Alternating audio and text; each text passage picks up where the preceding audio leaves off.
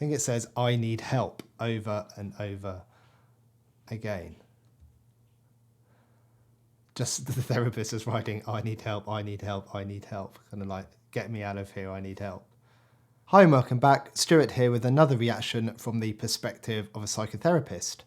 Please remember these are my initial impressions that will be unique to me and the position I am in terms of my learning history, my education and my culture. And sometimes it depends heavily on what I've been through today up to this point and what kind of mood I'm in generally. We have an artist that I haven't reacted to before and his name is Alec Benjamin. And the track is called I Sent My Therapist to Therapy.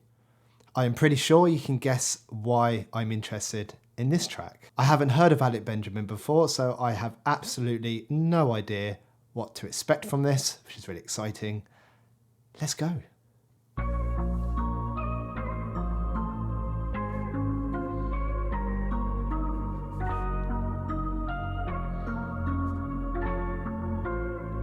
He said, take a seat over there on the chair by the couch. Tell me what...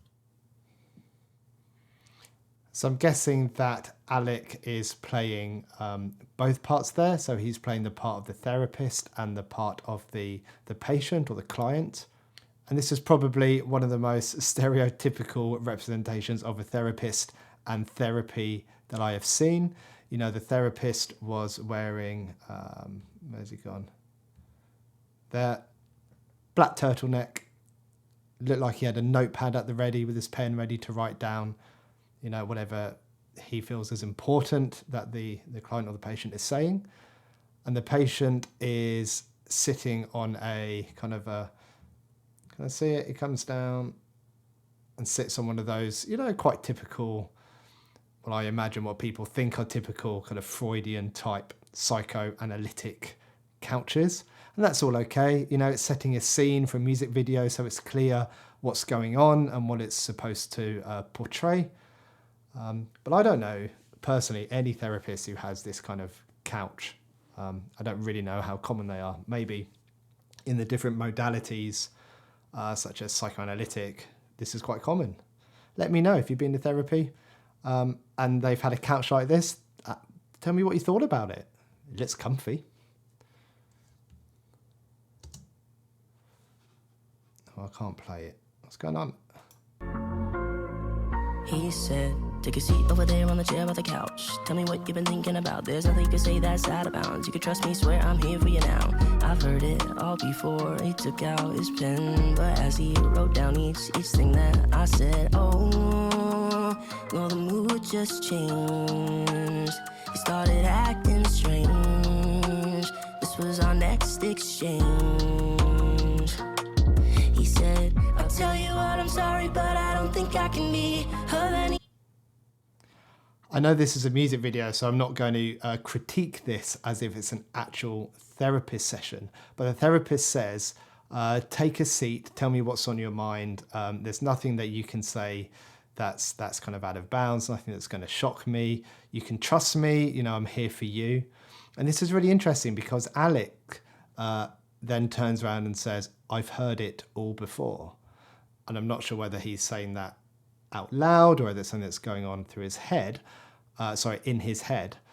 But it sounds like he has been in therapy before, and this is kind of similar to what previous therapists have said to him, especially the part about nothing you can say is out of bounds, you can trust me, I'm here for you. And I'm just thinking about my own therapy. I think I used to say something similar to people, especially when I first started. I would say something along the lines of, you know, this is a safe space, you can trust me, etc. But over time, and I'm not sure at what point this happened, I've stopped saying that now. I think if you say it really early on, then people don't really believe it or don't trust in it. In fact, when we think about people who have kind of difficulties with attachment or developmental trauma or kind of relational trauma, those kind of things, you know, due to previous experiences, then saying you can trust me can make them feel very anxious, as people have probably said that to them before. and then let them down or hurt them in some way. And I think the other part of this is that I think people might not think you are being genuine and you are just saying it because it's what is expected for you to say as the therapist. Now, there's a fine line with this, making this situation and this environment and this context conducive to a person opening up and, being honest, but at the same time not coming across as persuading the person to do so. So now I take it from a perspective that trust is earned and safety is earned over time. It's not a given. And then Alex starts speaking and says, the mood changed, the therapist started acting strange. And I wonder what it was that Alex said to make that happen. I'm hoping we're going to find out. Let's have a look. He said, I'll tell you what, I'm sorry, but I don't think I can be of any help. Think I need help, now's what he said to me. Might even need it more than me now, oh the irony. I'm so messed up, I send my therapist to therapy. I tell you what, I'm sorry, but I thought I'd never see a case as bad as yours, don't think I have a remedy. Think he needs help now, oh the irony. I'm so messed up, I send my therapist to therapy. So I got up from the chair where I sat by the couch. He said to me, get your... It didn't look like there was much going into that notepad as he flipped it over, although I'm not sure if you could actually see the page before. And you'll not believe how often I hear people say this. People say, after this session with me, you are going to need therapy yourself. I hear it so often. And I mostly look at it as a way that people are using to try and diffuse some tension that that person might have in that moment. It's like a statement to prepare the therapist for what is about to come. And that's fine. Whatever helps to facilitate the sharing of information, whatever makes the person feel, more comfortable. Don't have a problem with that at all. Let me know in the comments about what you think about this. Is this something that people really think? Well, I know I phrased that wrong. I do know people do really think this because they've said it. But do people think that their problems are going to be so burdensome for the therapist that the therapist is going to need therapy afterwards?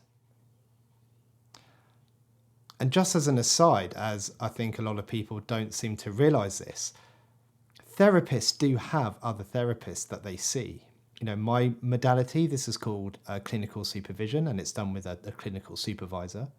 And sometimes when I mention this to people or to people that I'm working with, they hear the word supervisor and they think that it is my boss or my line manager, and this person oversees the therapy or they make decisions about the therapy and things like that. But it's not like that at all. Clinical supervision, and my clinical supervisor is a person I go to who helps me reflect on therapy sessions. If I am perhaps having an emotional reaction myself to something that a client is bringing to therapy, then the place for me to discuss that so I can process it and make sense of it is clinical supervision. So it helps to protect me from things like secondary traumatic stress or vicarious trauma or moral injury. And we talk about things like being aware of projection and transference and counter-transference. It's a very helpful and important part of the whole therapeutic process. It protects me, it keeps me emotionally and mentally well, which means I can be better in sessions with you. Right, so getting back to the track, the therapist says, after what you have told me, I don't think I can be of any help. And in fact, I actually now need help myself. And I know there's some kind of comedy in this song, but imagine hearing that. You build up the courage, you find the money, you get through any shame that might be showing up for you. You've heard from the therapist that it's safe, there's no boundaries, you can talk about anything. And then whatever you say is so messed up, as Alec puts it, that the therapist says they now need help after hearing that. In fact, the therapist actually says, I don't think I would ever see a case as bad as yours. I don't have a remedy. You know, I don't have the answers. I don't have anything that can help you. You know, all of my training, all of my experience, there's nothing I can think of that will help you. And I can't think of anything that someone could say to make me have that reaction. You know, I work in the justice system, so I work with people who have done horrific things to other people. I work with people who have had horrific things done to them by other people. I've worked with people with kind of schizophrenia who can sometimes have difficulty with thought processes and content of thoughts. I've worked with such a wide range of presentations. And I can't think of anything that would make me think I couldn't help someone in some way. I wonder what this could be. I wonder what Alec has said. It's going to be a bit of a meatloaf moment, I think. You know, I will do anything for love, but I won't do that. I won't do what meatloaf? Just let us know. If you know what meatloaf wouldn't do, let me know in the comments. Back to Alec, away from meatloaf. Why am I talking about meatloaf? It's the therapy. So I got up from the chair where I sat by the couch. He said to me, could you sit back down? And I could see as I turned around, really needed someone he could talk to. And I said, thought that I'd seen it all. Turns out I was wrong. Wish I could help you out. You'll have to be strong. Oh, well, the mood just changed. He started acting strange. This was our next exchange. What does that say on the notepad? I can't really tell from here. I think it says, I need help, over and over again. Just the therapist is writing, I need help, I need help, I need help. Kind of like, get me out of here, I need help. Well, the mood just changed. He started acting strange. This was our next exchange. And what an interesting part. So Alec gets up to leave and the therapist is, you know, don't leave, please sit back down, as if the therapist needs someone right now after hearing what he's heard. And despite it being from Alec, he needs Alec there to process this with, as in to process the therapist's reaction to what they've just heard. You know, sometimes you just need someone there to be with you and listen. And right now, this is what the therapist needs from Alec. It's a bit of a switcheroo. I don't know where that came from. I don't think I've ever used the word switcheroo before. Oh, I've gone back too far. This was our next exchange. He said, I'll tell you what, I'm sorry, but I don't think I can be of any help. Think I need help, now's what he said to me.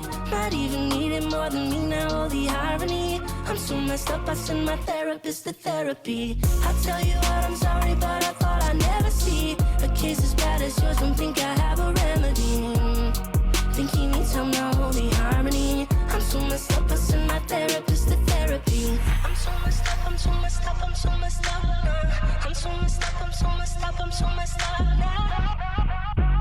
I'm so messed up, can't you see? I'm so messed up, I send my therapist to therapy. There must be such a feeling of hopelessness and helplessness. You know, the one person you thought could help, it turns out they can't. You know, now what? What do you do? Go to another therapist? I guess that's an option. Maybe the same thing might happen. That's probably what would be going through Alex's head. You know, this whole experience is going to be very reinforcing to not try therapy again, which obviously isn't what we want as therapists.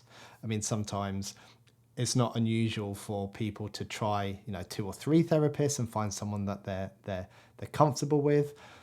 But that usually doesn't come from a place of a therapist saying, no, I just don't know what to do or how to help you. That's just going to be so... It's just going to put people off the experience so much.